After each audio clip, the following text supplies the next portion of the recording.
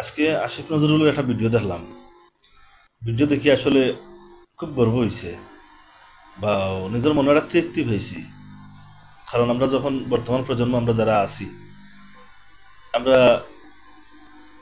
বড় রাজনীতিবিদও নাই বা বড় শিশু সমাজও আমরা নাই।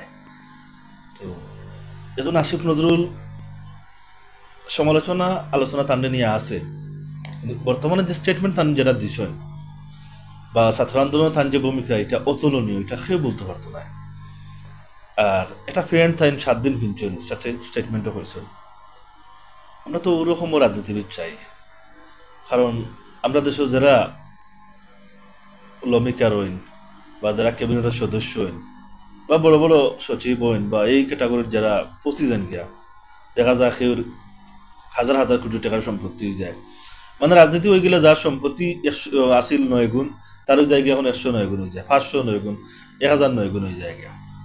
এই যে একটা অবস্থা, কেউ মালয়েশিয়াত এই সেকেন্ড হোম আছে, কানাডাত বেগমপাড়া আছে, বা আমেরিকার জ্যাকসন আইস্তারার বাড়ি আছে।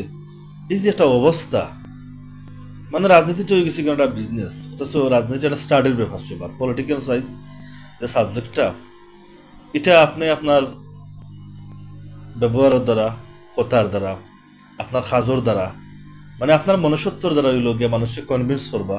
মানুষ আপনারা দেখিয়ে আপনার প্রতি আকৃষ্ট হইব, আপনার দল মানুষ বলবো। রাজনীতিতে আসলে ও ধরনের উচিত হওয়া উচিত আছে, কিন্তু কালের পরিক্রমায় আজকে রাজনীতি আর রাজনীতি নাই। তবে হতাশ হওয়ার কোনো কারণ নাই। কারণ হইল গিয়া আমরা আসিফ নজরুল অনেক কিছু দেখার আছে, অনেক কিছু শিখার আছে। বা আরও যারা বর্তমানে আমরা উপদেষ্টা পরিষদে আসেন, বালা বালা মানুষ সকল আসেন, বা অত ই ক্যাটাগরির মানুষ সকল গড়িয়া উঠরা, আরও দেশের নিয়ে যারা ভাবেন বা দেশের নিয়ে যারা চিন্তা আছে, এরা আসলে দেশে নিয়েও ভাবেন বা দেশ কীভাবে চলতো, তারা মাইন্ড এই জিনিসটা আছে। এগুলো বালা মানুষ হয়তো লুকিয়া আসেন, অত তারা ফ্রন্ট লাইনও আন না, বাট ইন ফিউচার তারা আইব। এজন নাগরিক হিসাবে আমি ওটাও কামনা করি, দেশের সুষ্ঠু দ্বারা রাজনীতি ফিরিয়ে হোক, আর ওরকম মানুষ সকল হইল গিয়া দায়িত্ব থাকা। দিন শেষে দেশের কল্যাণ হইব, দেশের মানুষের কল্যাণ হইব, এই হিংসা বিদ্বেষ রিয়া কিবরিয়া দূর হইব, সুষ্ঠু দ্বারা একটা সংস্কৃতি চালু হইব।